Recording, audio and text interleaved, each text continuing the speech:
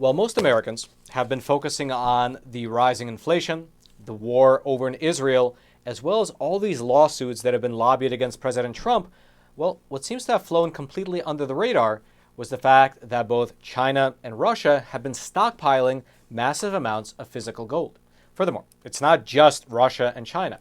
Looking across the entire world, it seems like the central banks of most nations are increasing their stockpiles of gold. In fact, quote, according to an October 31st update by the World Gold Council, global central banks collectively bought an astonishing 800 tons of gold in the first 3 quarters of 2023. This is a 14% increase in gold buying compared with the same period last year. And just for your reference, the period last year was already a record high. And then in terms of the country which is stockpiling the most, well, it's America's greatest geopolitical rival, who also happens to own the most amount of U.S. debt, Communist China. Quote, the People's Bank of China regained the title of the largest buyer globally, increasing its gold reserves by 78 tons during the 3rd quarter. Since the start of the year, the People's Bank of China has increased its gold holdings by 181 tons to a total of 2,192 tons. Furthermore, it's not just the central banks of nation states that are hoarding gold. Individual citizens here in America are likewise buying up gold at breakneck speeds. For instance, Costco recently began selling gold bars over on their website. And in the last quarter, this one retailer, Costco, they alone sold over $100 million worth of gold, with these gold bars typically selling out within hours of going online. Here's in fact how Costco's chief financial officer described the situation in a recent earnings call. Quote, you've probably read about the fact that we're selling 1-ounce gold bars. We sold over $100 million worth of gold during the quarter that ended on September the 30th. When we load gold bars on the site, they're typically gone within a few hours. And indeed, as global volatility has increased, both economically as well as militarily, the price of gold, which is typically seen as a hedge against both inflation as well as uncertainty, has gone up as well, hitting an all-time record high just earlier this month. And so, in order to get an idea of what's happening, what this means for the common investor, as well as what exactly these central bankers are seeing in the future, well, I got a chance to speak with Mr. Max Baecker, who is the president over at American Hartford Gold, one of the largest gold bullion dealers here in America. Also, by the way, just for full disclosure, they are my own personal gold dealer, and they're also a long-term sponsor of this program. However, just in my opinion, that only gives them more, you can say, credibility, given the fact that in the current media environment, well, sponsoring a program like ours, a program like Facts Matter, actually requires a company to have a backbone, which American Hartford Gold does. Anyway, back to the topic. Being the president of this company, Max has a good feeling for the pulse of the gold market. Well, and here's what he told us. All right, Max, thank you so much for joining us. To start with, right now we're filming this interview at the beginning of December, and the price of gold is near its all-time high right now. Can you sort of give us an idea of what it looks like on the back end of the bullion market? How's the volume for buying and selling right now? It's certainly a lot of buying right now and not a lot of selling. And, it's odd to see the dollar near all-time highs and see the stock market near all-time highs and see gold near the all-time highs all at once. And but certainly as the gold market goes, a lot of buying right now, a lot of preparing for 2024. So you're seeing a lot of buying, not a lot of selling. Is that creating a squeeze on the supply side? Yeah, definitely. You're seeing wait times from the mints for getting some of this physical product. It's becoming tougher and tougher to source, and the wait time for getting it shipped out is getting longer and longer. What do you think owes to the spike in price right now? Because I assumed when the war in the Middle East kicked off, you'd see a corollary spike, but you didn't quite see that. There was a lag of about like 2, 3, maybe even 4 weeks. What do you owe right now to the near all-time high? Well, right now, people are betting that interest rates are done rising and that they're going to start softening going into next year. And with that, you're going to start to see the dollar pull back. And as you see the dollar pull back, gold prices are going to rise. And that's kind of been the story this year. Gold's been remarkably resilient. The gold price has been resilient all year long, with the dollar being so high. And now that you're seeing the dollar pull back because of war, war fears, recession fears, as that dollar pulls back, you're going to see gold rise. What effect are you seeing from or rather, are you seeing any effect from the Argentinian election? I mean, now after Milei came into office, he's, very famously going to be taking an axe to the Central Bank of Argentina, and that Mm. has kind of brought the conversation of what does a central bank do? How does money come into existence? It's brought that to the fore. Do you find that that has any impact on the gold price, or is that just more like psychological and it's just in my own head? It's a little psychological, but there's something to be said there for the great unknown of what lies ahead in election year for our country in 2024. Your guess is as good as mine as to what's going to happen next year. And we look at what happened in Argentina. We may have some major changes across the globe next year. And anytime you have those unknowns, people are looking to buy an insurance policy, and that's exactly what gold offers. Mm. I was reading. I usually keep abreast of the quarterly reports from the central banks across the world in terms of their gold buying. So Yeah. gold buying is again it either reached an all-time high or it's near the all-time high for the last quarter reported. And what was interesting is that you had a statement from the Dutch central bank wherein the commissioner there alluded to them wanting to create sort of an internal parity between their assets and the amount of gold they have on the books, just in case there's some sort of a reversion to the gold standard. Do you have any comment on that? Any sort of since you're in the market and I'm sure you have your pulse on it. Do you hear any rumblings of that coming to fruition? You know, the big rumblings I'm hearing are what you mentioned there at the beginning. Central banks are buying gold, hand over fist right now. I believe it's at a 55-year high with the amount that they're buying. And, you got to do what the central banks are doing. They're preparing for something. And they realize that there's an awful lot of debt out there, a lot of paper debt created over the past, 3 or 4 years. And they're moving as much money as they can into something tangible in case there is, kind of that big recession, that big market meltdown. And, quietly behind the scenes, they've been buying like crazy over the past couple of years. And it's really helped keep the gold price very, very buoyant and near the all-time high.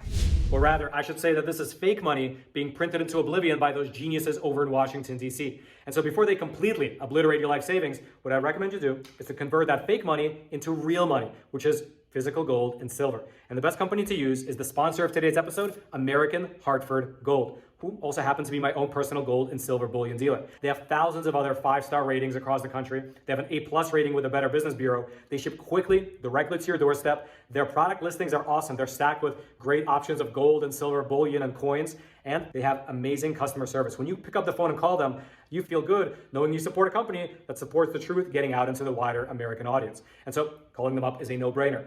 But best of all, if you tell them that Roman sent you, they will throw in up to $5,000 worth of free silver with your first purchase. It's 866-242-2352, or you can simply text the word Roman, R-O-M-A-N, Roman, to 65532. Of course, all their details will be down in the description box below. And now let's head on back to the studio.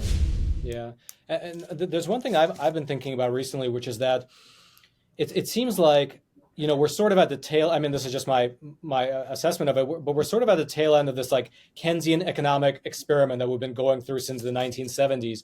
And with the recent increase in rates, we actually on the Epoch Times website just published this really good analysis detailing how the cost just to service the interest on our debt here in America is now over $1 trillion per year. So It's like, it just seems like we're in, unless there's a drastic shift, which I couldn't imagine because it would create such short-term pain that no politician in their right mind would actually run on that sort of a platform or enact that sort of a platform. It seems like we're sort of in this end cycle where, everything seems fine, but then like, overnight, suddenly the payment on the interest will be $5 trillion a year if there's a continue. It's like all of a sudden it's going in that direction. And in a certain sense, I would imagine that a reversion to the gold standard would be the natural sort of course of events, right? Because that's what we had before the 1970s. But then I believe maybe in like 2017, 18, and going into 2020, there was a bit of a hiccup, at least in my calculation along that line, with the a mass adoption of cryptocurrencies like Bitcoin, Ethereum, things like that. Did you find that once those cryptocurrencies began to gain a lot of social traction, some of the money and attention that would have funneled into gold funneled instead into the cryptocurrency space? That's a good question, and the answer to that question has changed a lot over the past couple of years. when Bitcoin was near the all-time high there a couple of years back, all the headlines were it's digital gold, it's the new gold, and everyone was kind of pioneering that narrative. And as we've seen over the past couple of years, it's been extremely volatile. And you've seen, FTX and Binance and all these things happen in that crypto world that have really brought the spotlight into the fact that it is not digital gold. And people have started to pay attention to what gold really is and what that means as far as not having any counterparty risk whatsoever. Physical gold is the only thing on earth that doesn't have counterparty risk. And, if I'm holding a cryptocurrency in a crypto wallet, on some kind of platform, I still have some counterparty risk associated with that. And I think if anything, it's brought the spotlight maybe to the younger generation to realize that, what gold really means. And when you say that it's a digital gold, what does that actually mean? And so, yeah, a couple of years ago, you were seeing those headlines nonstop, and you're not seeing those headlines quite so much anymore. Right. Yeah, and that's sort of what I was wondering about, because I can imagine that as this Keynesian experiment, kind of reaches its final stage, you get a reversion to something. I would have imagined before that it would have been a reversion to gold, but now I'm wondering whether it would be the adoption of something like either a cryptocurrency or like a central bank cryptocurrency. Any comment on that? Yeah, I mean, look, here in the very near future, we are going to see a digital dollar of some kind, and that'll be very bullish for physical gold just because of the privacy associated with it. Anytime someone can hold wealth at that time, let's say we have a digital dollar and it's linked, and the only way we can spend is if the government knows what we're spending our money on and tracking what we're spending our money on and keeping an eye on everything. If you're then able to hold just a portion of your wealth in something private, you can imagine that you're going to have households all over America buying as much gold as they can. In terms of exposure to gold in the global sphere, what I'm really surprised to read about every few months that I come across the stat is how few wealth managers hold gold in terms of their portfolios. Sure. The last I read is that 71% of advisors have either little or no exposure to gold.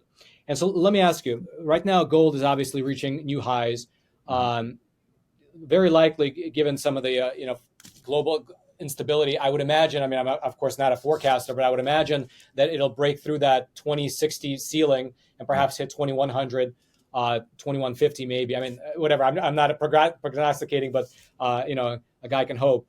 Yeah. Let me ask you this: if 71% of advisors have little to no exposure in gold, what would it mean if they look at the market, they see gold reaching new highs, and they begin shifting at least a small portion of their portfolios, at a global level, to the precious metal? What can you sort of describe what that scenario would look like? Yeah, I mean, look, I understand to an extent why there's not all that exposure. Gold is relatively boring, and by design, gold is an insurance policy, and it's very, very boring until it's not. And these wealth advisors are just looking for yield, as much yield as they can get, trying to make as much money as they can. And then when things, the tide starts to turn in terms of a recession, a financial crisis, geopolitics, some major event, a bank crisis, whenever those come into play, they start to shift the portfolio towards gold. And you will start to see that in the coming year as gold continues to rise, as the dollar pulls back, as we head into some kind of a recession, as politics stateside with election year come into play, you're going to start to see those portfolios gain more and more exposure, and you're going to start to see gold snowball in value, similar to what we saw from 2008 to 2011. You're going to see a major move. I would think by the end of 2024, about a 25% move towards 2,500. So you're suggesting that's sort of like the analogy to the national debt, where it kind of grows slowly and then it grows suddenly, right? Yeah, it would be something similar, where the price of gold increases, and then because of that increase, you have this giant portion of wealth managers, 71% of whom don't have any gold. If they move even, let's say, 5-10% of their portfolio into gold, it'll just create that upward pressure. Yeah, I mean, look, is that accurate? That's 100%. Look, 2008 to 2011, we saw the dollar fall from 90 basis points down to 70. And in that time, gold went from 700 an ounce to 1900 an ounce. So, about a 3x move, about, 250, 280% move up. I could see something very similar over the next couple of years. Yeah, and what's funny is that a lot of people, like you mentioned, it's kind of boring until it's not. I Yeah. remember when the Ukraine-Russia war first kicked off. I was sitting at my desk here at the office, and a lady walked by, and she knows I buy gold. I mentioned it on the program, and she Mm. comes up to me, she's like, "Hey, my husband and I are thinking about buying some gold." And it was funny because at that time the Russia-Ukraine war kicked off, and the price of gold had skyrocketed. And I'm thinking to myself, I'm like, at that time, I'm like, maybe I should wait until, should I wait to buy gold, or, I'm kind of feeling it out. But it's funny how, like, it's true when things are kind of quiet, it's a great opportunity to buy gold. And then when everyone's rushing into it, it's like, well, maybe it's, indeed like skyrocketing up to 2,500 and you miss that great buying opportunity to capture that spread. Yeah. So let me ask you a couple of questions that I got from viewers of the show who are looking to invest themselves, but they have some specific questions on the buying front. This isn't like a macro question; it's more like kind of more specific questions. So one is, can you elaborate on the concept of paper gold and how it differs from physical gold? Yeah. Look, do you want, if you're going to protect your house, do you want to buy stock in Smith and Wesson, or do you want to buy the actual gun? You know, uh, Paper gold is for taking advantage of the price swings in gold and silver. The actual physical gold is for protection. Again, we talk about no counterparty risk and some kind of financial crisis. 2008, you had Fed presidents talking about we were hours away from the ATMs not working. It's for that kind of scenario to actually have the physical protection in your hand, no counterparty risk, in your gun safe there at home. And paper gold does have a huge role in the international and our stock market as well. I believe the market cap somewhere around $13 trillion for gold. The overall stock market value or market cap's closer to 45 trillion. So you can see the gold market is very, very substantial. And like gold's the only real money out there. Everything else is just credit. And there will continue to be a huge market for it, particularly as we continue to create all this debt that we've created over the past couple of years. So it does have its place in the market. It is substantial. And again, if you're looking to take advantage of price swings, get yourself, some gold ETFs or mining stock. If you want an actual insurance policy to protect your wealth against any kind of black swan event, you're going to want something tangible. Mm. Just so I understand correctly, if you get a gold ETF, you're interested in kind of you have this hypothesis that the price of gold is going to swing up, whether it's like intraday or intra-week, and you want to kind of trade on that. So you buy into the ETF, you sell the ETF, et cetera, or you Yeah. hold it for a long period of time to capture that spread. And then technically it's easier to sell because you don't have to go find a gold dealer or something like that. Yeah. But then let's say it really either skyrockets or there's a real turbulence in the market. When you hold a piece of gold, like it's in your house, whatever, nobody can come to get it. But if you have the ETF, is it ever convertible into gold, or it's just a piece of paper that's tied to the price of gold, and that's it? Like it's backed by nothing. Like Just a piece of paper that's tied to the price of gold. That's it. You're never that's going to it. get physical delivery of that asset. I see. So it's very much like just this like a stock in a company, basically. Absolutely. Just a Interesting. stock and gold. Yep. And you're betting that's going up or down. Hmm. Okay, another question that has come up pretty frequently. Why are premiums different on bullion bars and bullion rounds versus state issued coins? Usually on state issued coins, the premium is significantly higher. It just all comes down to demand. The market wants government backed assets or government minted assets. Those carry a significant premium because there's more demand for them. They also buy back for substantially more than maybe a private mint bar or private mint round. Oh, interesting. And in terms of buying it back, how easy is it to sell gold? This is another question that often comes in. If stuff really hits the fan, how easy is it to convert your gold into cash or some cash equivalent? Extremely easy. I mean, depending on the city you live in, the town you live in, chances are you have a gold buyer or seller there locally. where you can take a couple silver eagles down and liquidate pretty easily. And then obviously you can jump online and find a number of reputable dealers that will buy that in a heartbeat. We offer a two-way marketplace here at American Hartford Gold with all of our clients. We have a buyback commitment to all of them, and that two-way marketplace. Gold is always in demand, and we always want your gold. So, for instance, with you, because you don't have a physical location, let's say in New York City, if I were to sell you my precious metal through that buyback program, we would just agree on a price and I would package it up and send it off to an address? That's right. If you're a client of ours or a client of another company, you're simply going to call American Hartford Gold or another company and say, hey, what's the gold price today? I've got X amount of this coin or this bar. What's the price? We agree on the price of what the market's trading at that day. And then we send you all the shipping boxes, all that good stuff, the label that's fully insured. That'll get you the next day. Within 48 hours, we'll have the metal in our hand and we'll issue a check or a wire. Mm-hmm. And then another question that people often ask is, how can people be sure that the gold and silver is the real deal? So, let's say they buy from you or some other gold dealer and they get it shipped to their house. How do they know that, it's not some fake Chinese gold, for instance? Great question. And that's why you want to only deal with reputable dealers. Always do your research on who you're dealing with, who you're sending money to. You want to deal with companies that have been in business for years and years, companies that have, A+ reputations with the BBB, thousands of client reviews. You need to do your research on who you buy from. And then obviously, what kind of assets are they selling you? Are they selling you government-backed assets? Are they selling you assets that you've never heard of from some private mint? So it all comes down to who you're doing business with. And certainly as a consumer, research is very important. So that's on the front end, on the consumer end. On the back end, do you guys test all the bars and coins that come in? Absolutely. You can do assay tests. We have lasers that can tell you if it's real or not. We can drill into bars. There's 3 or 4 different methods we use to verify all the metal that comes in and out of our vault. It's all done with a series of checks and balances. All of the metals come into our vault via camera, and they're all checked in via camera, and it's all filed away.